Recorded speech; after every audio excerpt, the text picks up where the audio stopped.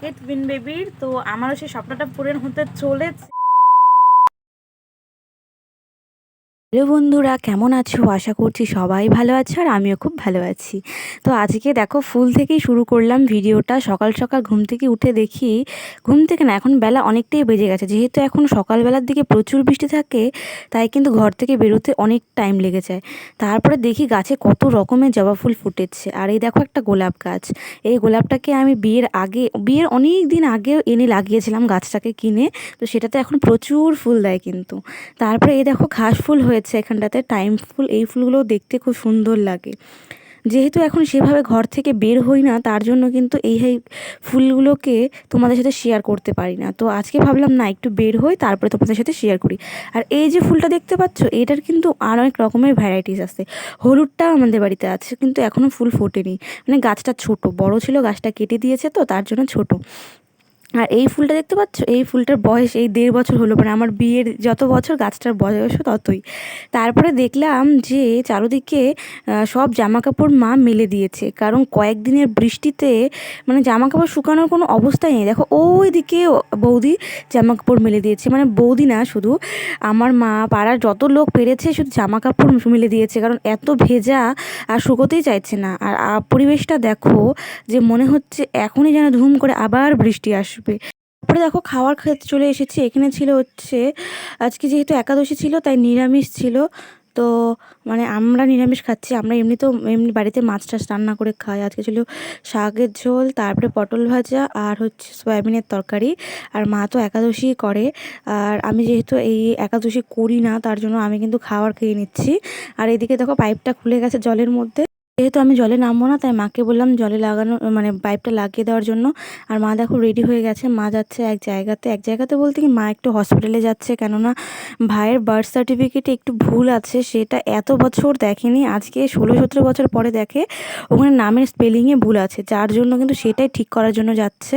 আর এখানে দেখো কত বড় একটা কাঁঠাল আমার শ্বশুরবাড়ি থেকে পাঠিয়েছিল। এত টেস্টি এই কাঁঠালটা খেতে, মানে সত্যি। আমি কিন্তু সেইভাবে কাঁঠাল খাই না, কিন্তু প্রেগনেন্সিতে কী জানি হয়েছে জানি না, খুব কাঁঠাল খেতে খুব ভালো লাগে, তাই কিন্তু খাই। তাই শাশুড়ি কিন্তু পাঠিয়ে দিয়েছে। তারপরে তো আর বৃষ্টির মধ্যে কি ভিডিও করব, কিছু করতে পারিনি। তারপরের দিন সকালে দেখো ভিডিও করেছি ঘুম থেকে উঠে। মা ওদিকে রান্নাবান্না করছে।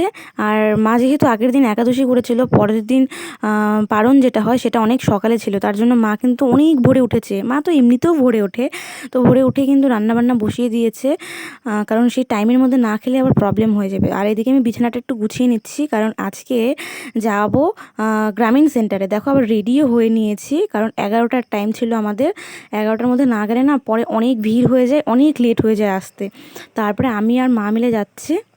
মাকে বললাম আমি যেহেতু এখানে আছি, চলো তোমাকে নিয়ে যাই। আর এখন না একা একা একদম বেরোতে ইচ্ছা করে না, একটুতেই শরীর ক্লান্ত হয়ে যায়।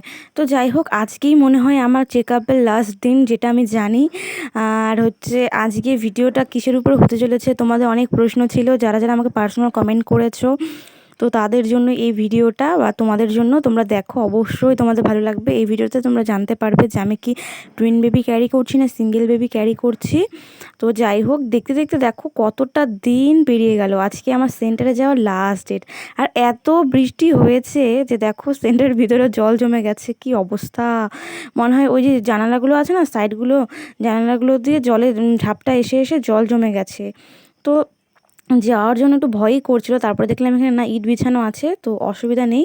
আর ভেতরটা একদম ঠিকঠাক ছিল। এই যে গ্রিলগুলো আছে না, গ্রিলগুলোর ভেতর দিয়ে জল পড়ছিল, জানো তো, যার জন্যই এত জল ঢুকে গেছে এটার ভেতরে।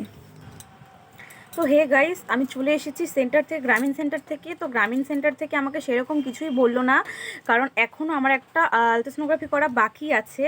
তো সেই আলট্রাসোনোগ্রাফিটা এই মাসের লাস্টের দিকে করব, সেটা না দেখে কিছু বললো না, তাই আমাকে আরেকদিন যেতে হবে। তো তো তোমাদের অনেকের মনে প্রশ্ন, বা আমাকে অনেকেই কমেন্ট করেছিল, পার্সোনালি কমেন্ট করেছিল। তো তাদের উদ্দেশ্যে বলছি, অনেকেই বলেছিল যে আমি কি টুইন বেবির মা হতে চলেছি না সিঙ্গেল বেবির মা হতে চলেছি। তো সেইটাই আজকে তোমাদের সাথে শেয়ার করব। তো দেখো, সবারই একটা ইচ্ছা থাকে যে টুইন বেবি হবে, কারণ টুইন বেবি কার না ভালো লাগে, যমজ বাচ্চা কার না ভালো লাগে, সবারই ভালো লাগে। কিন্তু সেটা কিন্তু সবার ভাগ্যে হয় না। তো ধরো ওই 10 জনের মধ্যে 2-3 জনের এইরকম হয়, টুইন বেবি হয়। তো টুইন বেবি সবারই একটা শখ থাকে, টুইন বেবি হবে হবে। তো সেটাই আজকে তোমাদের বলবো যে আমি কি টুইন বেবির মা হতে চলেছি নাকি সিঙ্গেল বেবির মা হতে চলেছি। তো সবারই কিন্তু স্বপ্ন থাকে টুইন বেবির, তো আমারও সেই স্বপ্নটা পূরণ হতে চলেছে। কিন্তু একটাই দুঃখ, টুইন বেবি না, আমি সিঙ্গেল বেবি ক্যারি করছি।